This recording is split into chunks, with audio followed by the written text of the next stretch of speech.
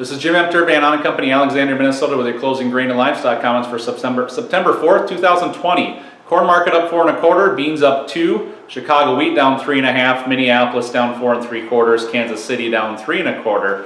On the week, we saw corn down 1 1/4 off the December, beans up 18 cents off the November, Chicago wheat up 1 1/2 off the Dece, Minneapolis up 3 1/4, and Kansas City up 1/4. So overall, reasonable week, kind of a choppy tone towards the end of the week.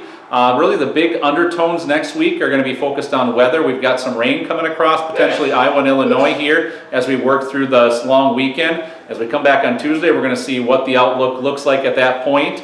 Maybe too late for some areas, but may help others. The secondary thing is obviously a crop report on Friday, so the anticipation of that will keep market on edge and really set the tone towards the latter part of the week with that. We're into stiff resistance counts, and we feel marketing should be a close monitor at this point and looking for opportunities in these price ranges from our vantage point. Feeder cattle up 5 cents on Friday, live cattle up 52 1/2, hogs up 57 1/2.